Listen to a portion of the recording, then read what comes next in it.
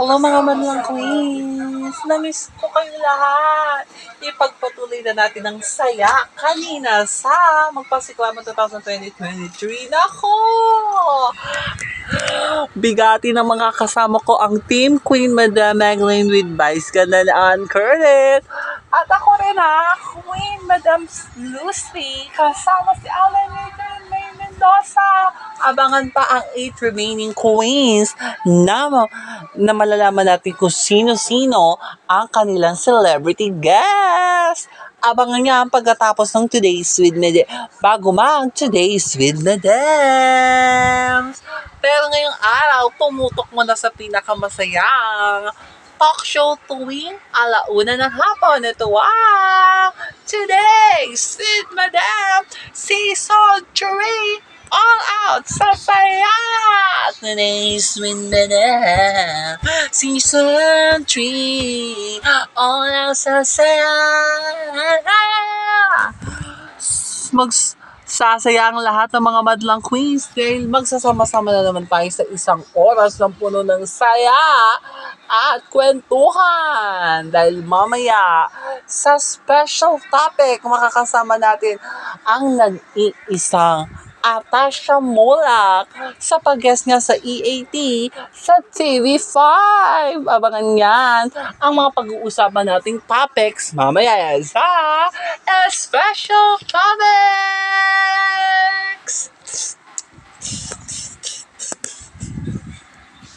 At mamaya sa Word of Wisdom, ano-ano kaya mga words ang bibigyan nating kahulugan sa ating lives screening mamaya sa Word of Wisdom. At mamaya, nako, sa celebrity guesting, makakasama natin ang nag-iisa at walang katulad na si Miss Marisol Soriano sa celebrity guesting. Pero ngayong araw, tumutok muna sa mga word na bibigyan natin ng Word of Wisdom. Okay, simulan na natin yung mga words na bibigyan natin ng mga bibigyan natin ng kahulugan, okay? Ito ay start na tayo, naka-live na tayo sa Facebook. Unahin na natin ang word na sinabi ni Katrina. Sabi ni Katrina, ang word ay binigay niyang pagbabago. Okay. Ang pagbabago ba, ginagawa? Siyempre, ginagawa ang pagbabago. Hindi lang puro salita, dapat ginagawa din. Marunong din tayo gumawa. Hindi lang tayo puro salita. Diba? Kasi kung puro lang tayo salita, hindi natin ginagawa, ano naman saysay, diba? Kung hindi natin ginagawa, kailangan natin magbago sa sarili natin at sa ibang tao na nakakasalamuha natin, diba? Kung ang tingin nila sa'yo dating masama, pero pagbalik mo ang tingin nila sa'yo mabait, yun ay dapat mong baguhin sa sarili mo. Maging mabait ka sa kapwa-tao mo. Dahil ang pagtira sa mundo na ito ay libre. Piliin lagi natin ay maging mabuti sa kapwa. Kasi pag hindi tayo nagiging mabuti sa kapwa, yan ay may masasabing masama ang Panginoon. Kasi lagi lang sinasabi ng Panginoon sa atin, maging mabait tayo sa kapwa-tao natin. Hindi tayo gumagawa ng kamalian sa mundo para lang makagawa ng mali. Pumunta tayo dito sa mundo para lang maisip natin kung ano yung tama sa ating sarili at tama sa ating damdamin. Isipin natin yung pakiramdam bilang tao. Tao tayo na nasasaktan. Parehas tayong tao na nasasaktan. Isipin natin yon. Okay? Tao rin tayo na nasasaktan. Kailangan natin mag-isip kung ano yung tama sa mali. Okay? Next word ay mula kay Moises. Sabi ni Moises is mandaraya. Okay. Kasi pag nandaraya ka, wala kang tiwala sa sarili mo na kaya mong gawin iyon. Diba? Kung nandaraya ka, wala kang tiwala sa sarili mo na kaya mo. Huwag kang mandaraya. Maniwala ka sa kayahang meron ka. Kung sa sarili mo wala kang tiwala, sana isipin mo pag nandaya ka, dinadaya mo na din yung sarili mo at ibang tao at pati ang mga magulang mo dinadaya mo na rin sa ginawa mo. Isipin mo yon, di ba? Kung may tiwala ka sa sarili mo na kaya mo, take it, gawin mo para ang ibang tao na walang katiwa-tiwala na kaya mong gawin, mapapabilib sa kaya mo palang gawin ang mga bagay na hindi nila kayang gawin. Okay? Next word mula kay Lester. Sabi ni Lester, ang sinabi niya dito is tiwala. Siyempre, hindi agad-agad ibinibigay yung tiwala sa isang tao. Dapat muna natin kilasitin yung tao kung karapat-rapat ba siyang ibigay yung tiwala na ibibigay natin. Diba? Hindi tayo basta-basta magbibigay ng isang tiwala sa isang tao na alam naman natin na hindi pwede ibigay exact yung tiwala na ibibigay na agad-agad, di ba? Ang tiwala, ibinibigay yan sa tamang tao na dapat katiwa-tiwala. Oo. Di ba? Oo. Kailangan yung matagal mo nang kilala yung tao. Yung alam mo na yung personalidad, yung kamalian niya, yung kahinaan niya, at yung kalakasan niya. Diba? Yung alam mo na sa sarili mo na hindi siya nakakagawa ng mali sa mga ganun tao. Okay? Next word, galing naman kay Sophia. Sabi ni Sophia is, ang sabi niya is, confidence. Siyempre, may confidence ka sa sarili mo na kaya mo. Kung natatakot ka gawing isang bagay, magtiwala ka sa sarili mo na kaya mo. Yun ang sinabi ko na kanina sa unang word. Magtiwala ka sa sarili mo na kaya mo. Kasi wala naman magtitiwala ng ibang tao kundi yan lang sarili mo lang ang sarili mo lang makikitiwalaan, no? Yung sarili mo, kailangan matuto kang gumawa ng tama. Hindi yung puro sarili mo lang iniisip mo ginagawa mo mali. Diba? Isipin mo lahat tayo din sa mundo nakakagawa ng mali. Pero ang mali, nagiging tama yan kapag winawasto natin yung pagkakamali na ginawa natin. Nagiging tama ang mali kung ikaw mismo ay gagawa ng paraan na maging tama ang mali. Okay? Next word, galing kay Clarice. Sabi ni Clarice, ang word na ibinigay niya is tagumpay. Makakamit natin yung tagumpay na sa atin, sa isa't isa, kung magtutulungan tayo sa mga bagay. Nahihirapan tayo. Kunyari, nahihirapan ka magdalaba. Maraming labahan mo. 10 kayo sa isang bahay. At ikaw lang ang naglalaba. Kung yung ibang tao sa bahay mo ay kumikilos din, ay ang mga gawain sa bahay, mapapadali kung nagtutulungan. Kasi pag nagtutulungan tayo, mapapadali yung trabaho natin, di ba? Kapag meron tayong salitang pagtulungan at tiyaga. Pag meron tayo nun, mapapabilis lahat ng trabaho kasi meron tayong salitang pagkakaisa. Di ba? At magsama sa... Okay?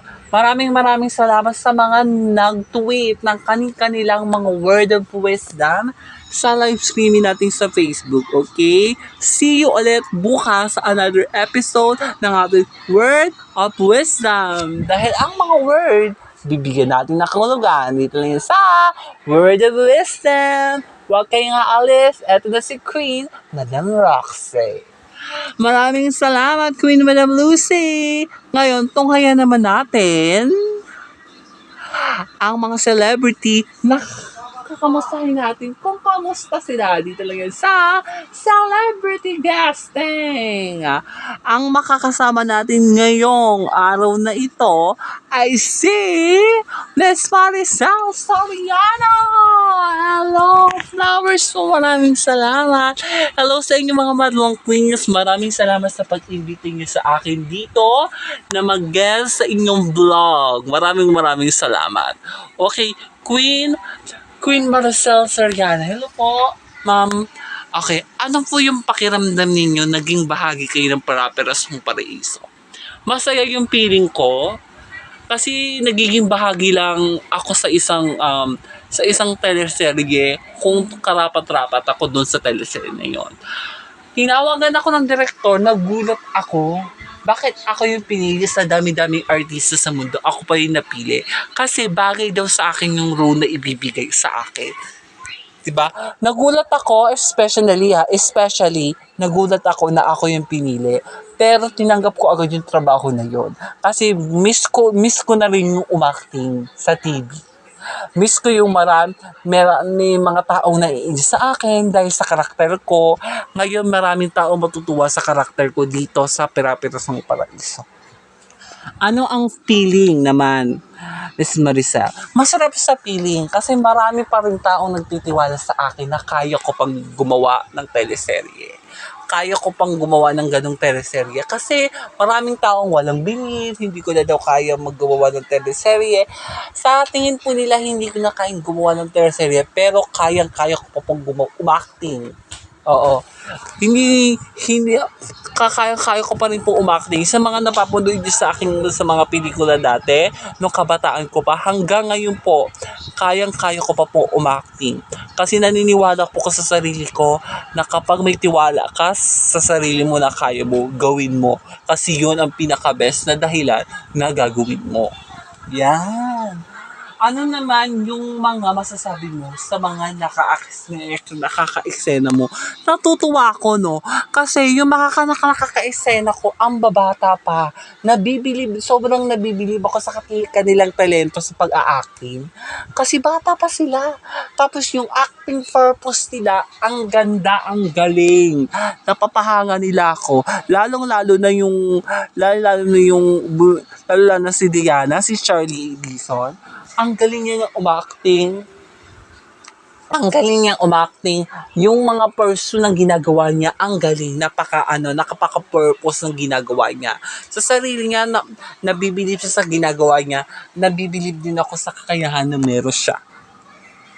Okay, maraming salamat, Miss Maricel Soriano. Imbitahin mo na ang ating mga madlang queen, Miss Maricel Soriano, sa darating nyo sa inyong show. Okay.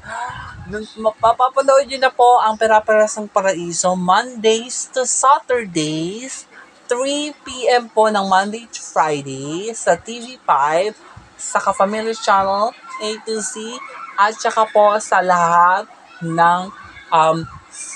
po ng platform na mapapanood ang Pira-Pirasong Paraiso. At lang, coming up na po yan sa October 5 sa Prime Video. Maraming salamat, Miss Maricel Soriano! Kamustahin natin ng mga artista sa kanilang buhay dito lang sa Celebrity Guesting. Wag kayong aalis dahil eto na si Queen Madam Elaine. Maraming salamat, Queen Madam Roxy. Ngayon, tumutok naman tayo sa mga topics ng mga artista. Ito special topics.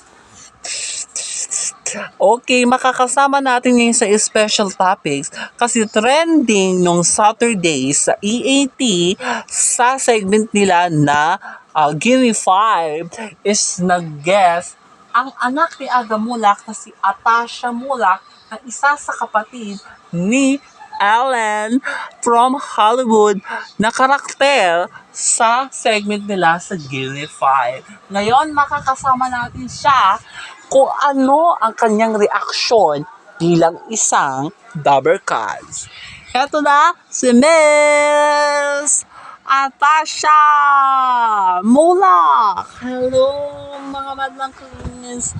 Ano ang masasabi mo, Atasha, na ikaw na ay isang Dabber Cats? Masaya sa feeling. Kasi hindi ko akalain na yung appearance ko sa EAT last Saturday, napaka-overwhelmed ko kasi lahat sila tinatanggap nila ako ng buong buo. Hindi nila ako kinahihiya at sobrang pasasalamat ko na naging bahagi ako ng pagiging isang Dabber Cats. Ano naman yung feeling? Sobrang saya sa feeling. Hindi ko maipaliwanag yung nararamdaman ko pero masaya ako na naging parte ako ng isang programa na ito na magpapasaya sa maraming tao. Ano naman yung first impression mo, ikaw ay kapatid ni Ellen? Kapatid talaga ako dito ni Ellen. Oo.